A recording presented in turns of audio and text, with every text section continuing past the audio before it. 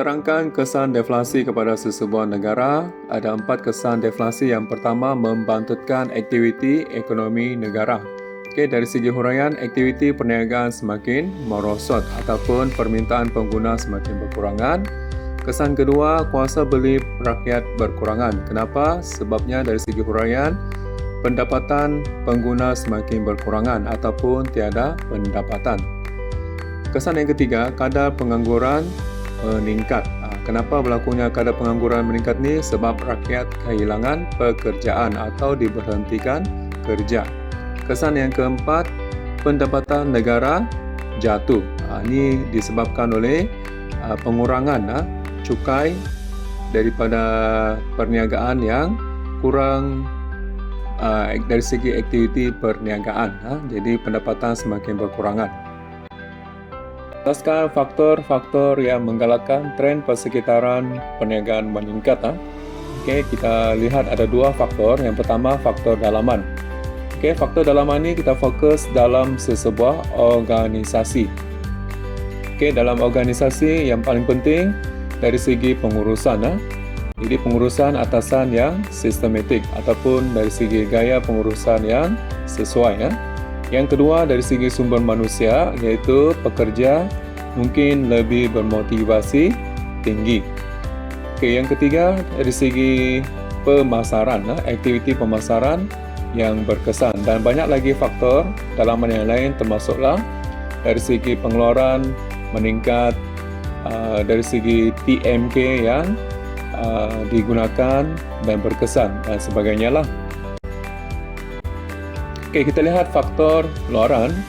Di luar daripada organisasi, termasuklah faktor politik dan ekonomi negara yang stabil. Yang kedua, dari segi teknologi negara yang berkembang maju. Dan yang ketiga, adanya jaringan perniagaan yang positif. Jelaskan faktor-faktor yang menyebabkan tren persekitaran perniagaan menurun. Kita lihat ada 2 faktor utama, faktor dalaman sesebuah organisasi. Yang pertama, dari segi gaya pengurusan yang mungkin tidak sesuai.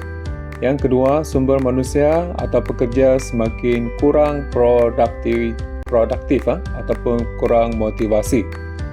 Yang ketiga, tiada menggunakan teknologi maklumat dan komunikasi ataupun TMK. Dan mungkin ada faktor dalaman yang lain kita boleh masukkan juga yang sesuai.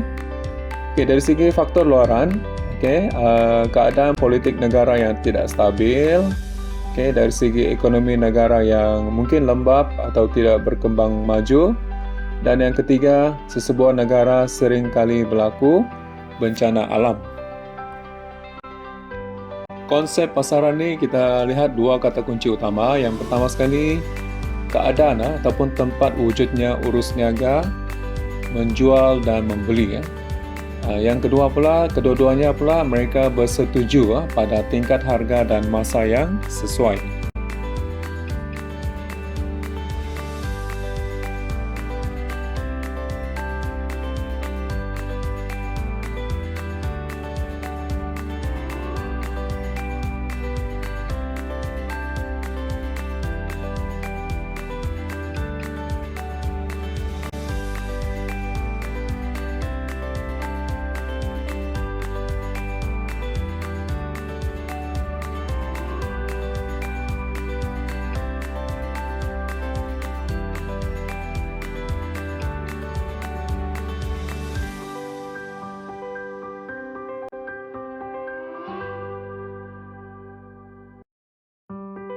Mengapakah tren pertumbuhan ekonomi sesebuah negara semakin baik?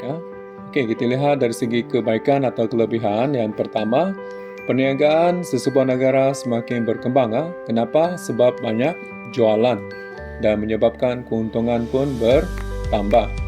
Yang kedua, apabila perniagaan semakin rancak berkembang, sudah pasti memerlukan lebih ramai pekerja untuk bekerja. Jadi secara tidak langsung akan meningkatkan pendapatan rakyat. Yang ketiga, seterusnya menggalakkan negara kita untuk terus mengutip cukai. Jadi cukai semakin bertambah ataupun sumber pendapatan negara bertambah. Dan yang keempat, pendapatan negara bertambah untuk tujuan membangunkan negara. Dan akhir sekali, ekonomi negara dapat pesat membangun.